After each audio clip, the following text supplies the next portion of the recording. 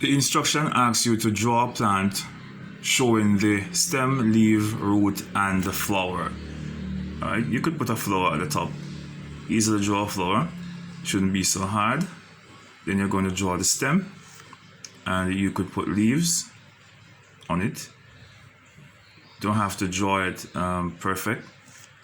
And you could show the root inside of the soil.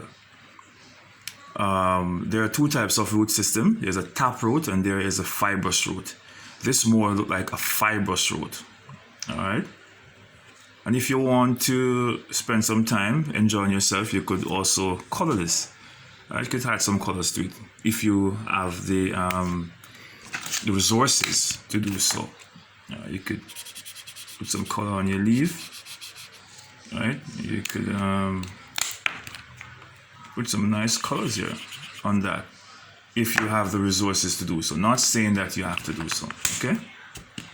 And it asks you to do what? To label it. And if you're labeling, this would be the flower, the F-L-O-W-E-R, not F-L-O-U-R, that's the one you cook in the kitchen. And this would be the leaf, one leaf. If I was identifying both, I would have to put leaves. One leaf, plural, is leaves. Then you have the stem here, and you have the root. And as I said before, there are two types of root system. You have tap root and you have fibrous root. All right, you'll get more information on that as we continue in science. As we were discussing in class, when the sun shines, this is the sun right here, Mr. Sun over here. When the sun shines on the plant gets energy. All right, the plant produces oxygen.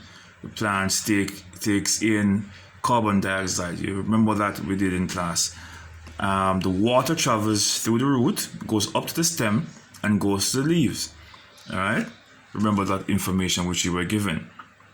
That is a diagram of the plant. Name 5 things the plant needs to survive. The plant needs what? Air. If without plant need air, the plant breathe through the leaves. All right. The same way you breathe through your nostril and your skin, the plant breathe through the leaves. All right. The plant need air.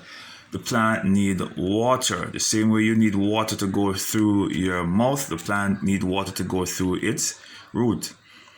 The plant also needs soil because the plant need to get nutrients from the soil. The plant produces food for you to eat, so you must put the plant in soil in order for the plant to stay alive. The plant also needs sunlight. Without sunlight, the plant is going to die. So it's soil, the nutrients it gets from the soil. Without the nutrients from the soil, the plant is not going to look nice and pretty. And that's the reason why you use a fertilizer to give it the nutrients. All right, because you can have a small amount of nutrients in the soil, and the plant would not grow healthy. But when you put the fertilizer, with a man-made fertilizer or industrial fertilizer, the plant gets to look nice and pretty, the same way you look when you eat your food. What happened during photosynthesis? You guys should remember what we discussed in photosynthesis. Photosynthesis is the process where plants make food. Plants are producers. All right? Plants are producers. Human beings are consumers.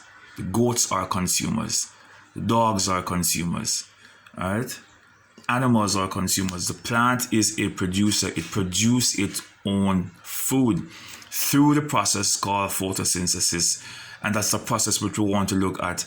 How the plant is going to use the carbon dioxide and water along with sunlight to produce carbohydrates and oxygen. Carbohydrates, which is food, and oxygen, which is air.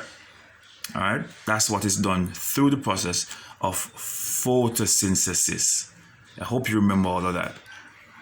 Then we look at living things in the environment. Remember, we look at Ask Mrs. Gren, asking our grandmother, Miss Gren, if the thing is living or non-living.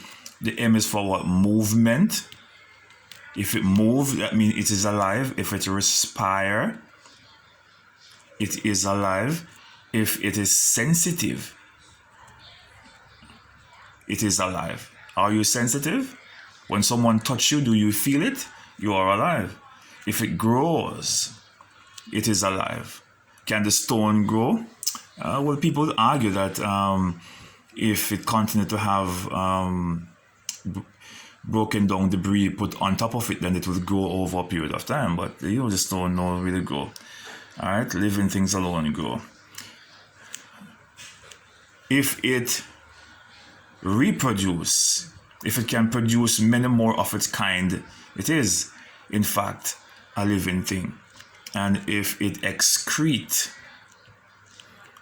like passing out waste and all those things, then it is a living thing. And if it provides nutrition, all right, then it is a living thing. If it produces nutrients, if it provides any form of nutrition, it is a living thing. Remember, ask Mrs. Gren whenever time you want to know something is living. So what are some of the living things we have in our environment? You have yourself. You have dogs.